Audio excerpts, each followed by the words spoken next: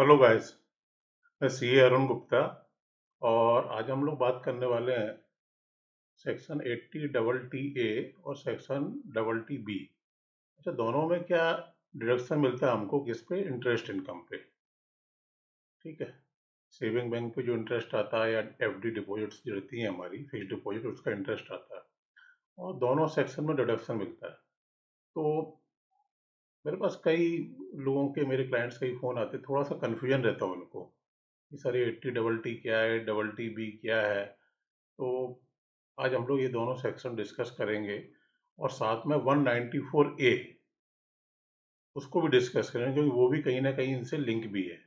तो तीनों सेक्शन का कंबाइंड डिस्कशन करेंगे। ठीक है। तो सबसे पहले सेक्शन 80 डबल टी ए क्या है? 80 डबल टी ए एप्लीकेबल है सिर्फ रेजिडेंट, इंडिविजुअल और एचयूएफ। इंडिविजुअल भी कौन से? लेस देन 60 ईयर्स वाले, मतलब सीनियर सिटीजन के लिए ये सेक्शन ही नहीं है। पहले था ये 17-18 तक एक ही सेक्शन था, 80 डबल टी ए, और इसमें डिडक्शन मिलता था 10,000 का। तो 18-19 में सीनियर सिटीजन के लिए एफडी का जो लिमिट हो गई वो 50,000 हो गई, 50,000। सीनियर सिटीजन की जो एफडी रहेगी और उस पर इंटरेस्ट मिलेगा तो उनको 50,000 तक का डिडक्शन देने का था। तो अभी कहाँ से देते, क्योंकि 80 डबल टी ए में तो 10,000 का था। तो 18-19 से नया सेक्शन इंट्रोड्यूस किया, 80 डबल टी बी, और उसमें डिडक्शन की लिमिट दे दी 50,000 रुपये। तो अभी समझो, 80 डबल टी ए में लिमिट है 10,000, 80 डबल टी बी में लिमिट है 50,000, और 80 डबल टी बी सिर्फ और सिर्फ सीनियर सिटीजन्स के लिए ही है। और इसमें जो कवर होता है इंटरेस्ट, सेविंग बैंक पे जो इंटरेस्ट आया, फिक्स डिपॉजिट पे इंटरेस्ट आया, पोस्ट ऑफिस से, कोऑपरेटिव सोसाइटी या बैंक से, वो कवर होगा। ठीक है। 80 डबल टी ए में लिमिट सिर्फ 10,000 है, और इसमें एफडी का इंटरेस्ट कवर नहीं है, सिर्फ इंटरेस्ट ऑन सेविंग बैंक है। ठीक है। एप्लीकेबल है रेजिडेंट, इंडिविजुअल और एचयूएफ पे। इंडिविजुअल भी वो जो सीनियर सिटीजन नहीं है, लेस देन 60 ईयर्स है। अच्छा, ये तो क्लियर हो गया 80 डबल टी और डबल टी बी में क्या डिफरेंस है। ठीक है। कंफ्यूजन कई बार पता क्यों हो जाता है इसमें? टीडीएस का सेक्शन भी है, अगर आप रिकेप करोगे 194 ए, उसमें क्या है? आपकी जो एफडी पे इंटरेस्ट मिलता है उस पर बैंक टीडीएस काटता है। ठीक है, करेक्ट। पहले लिमिट 17-18 तक 10,000 की थी, बाद में 18-19 से लिमिट ये चेंज करी है। तो अब लिमिट इसमें जो है, नॉन सीनियर सिटीजन, मतलब 60 ईयर से कम जो एज वाले हैं इंडिविजुअल, उनके लिए लिमिट है 40,000। मतलब अगर बैंक 40,000 से ज़्यादा इंटरेस्ट देता है तो 10% टीडीएस काटेगा। और सीनियर सिटीजन्स को अगर इंटरेस्ट दे रहा है तो वहाँ पे लिमिट है 50,000 की। तो 50,000 से ज़्यादा का सीनियर सिटीजन को इंटरेस्ट दिया तो टीडीएस काट लेंगे, ये लिमिट है। अच्छा, अब क्या कन्फ्यूजन पता क्या होता है? लोग सोचते हैं कि यार 194 ए में सीनियर सिटीजन्स का 50,000 से ऊपर है तो टीडीएस काटते हैं, ठीक है, 50,000 पर उनका टैक्स भी नहीं लगता। और 80 डबल टीवी में डिडक्शन दिया, 50,000 का ही दिया, ये भी ठीक है। तो पता है ये कैसे प्ले होता है रिटर्न में? आपका जो इंटरेस्ट मिला सीनियर सिटीजन को, वो आप रिटर्न में दिखाते हो इनकम फ्रॉम अदर सोर्सेस में। ठीक है, टैक्सेबल हो गया। फिर नीचे उसको डिडक्शन दे दिया 80 डबल टीवी में पूरा 50,000 का। तो एक दिमाग में रहता है कि 94 ए में 50,000 की लिमिट है टीडीएस पे और डिडक्शन भी 50,000 का है।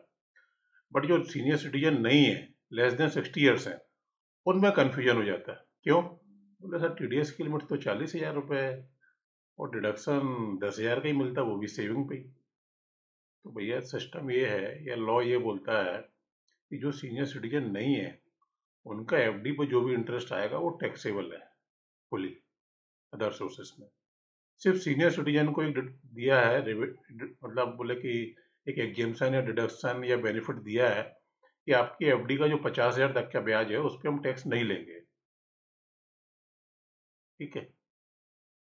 तो थोड़ा सा तीनों सेक्शन को पढ़ो तो कहीं ना मिसकम्युनिकेशन लगता है, बट इंटरप्ले दो तीनों का यही है। 80 डबल टी में लिमिट यहाँ 50,000 है, उधर टीडीएस में भी लिमिट 50,000 है। डबल टी ए में 10,000 है और 94 ए में वो 40,000 करके रखी है, इसलिए कंफ्यूजन हो जाता है। ठीक है, मेरे ख्याल से अब तो कंफ्यूजन नहीं रहेगा।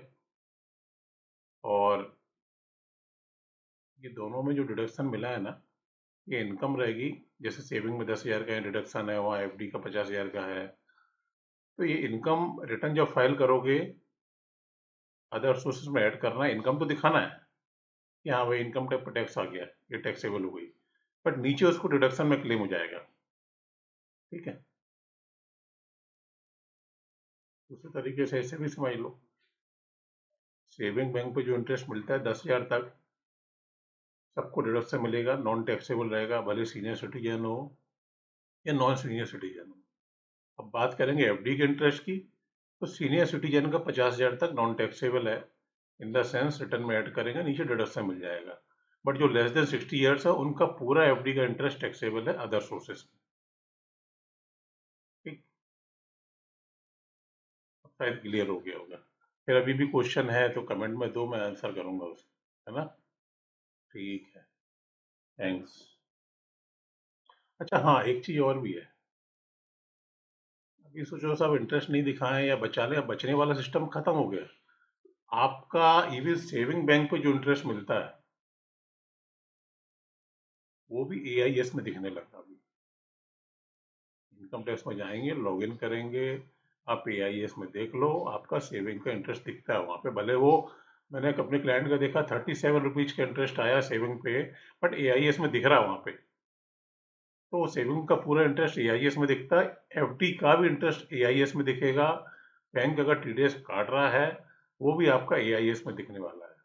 तो जब रिटर्न भी फाइल करो तो एआईएस से इंटरेस्ट मैच कर लो। ठीक है, प्रॉपर दिखाओ और प्रॉपर डिडक्शन भी ले लो आप, कितना मिलता है तो बता ही दिया हमने, 80 डबल टी 80 डबल टी में।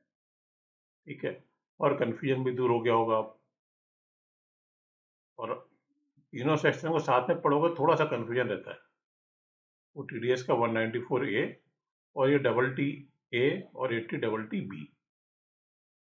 ठीक है, ठीक है फ्रेंड्स, वीडियो देखो, ज़्यादा से ज़्यादा शेयर करो, और कुछ कमेंट हो तो ज़रूर लिखना है इस पे हमको, और मैं इस पे आंसर करूँगा। ठीक है, पर देखो दोनों सेक्शन जो है 80 डबल टी ए और 80 double T B non resident के लिए एप्लीकेबल नहीं है। ठीक है, सिर्फ रेजिडेंट के लिए एप्लीकेबल है। अगर आप सीनियर सिटीजन हैं तो 80 डबल टी ए भूल जाओ, 80 डबल टी बी में जो भी लेना डिडक्शन ले लो। और नॉन सीनियर सिटीजन हो तो 80 डबल टी बी भूल जाओ, 80 डबल टी ए में ले लो जो भी लेना। Okay, thanks friend.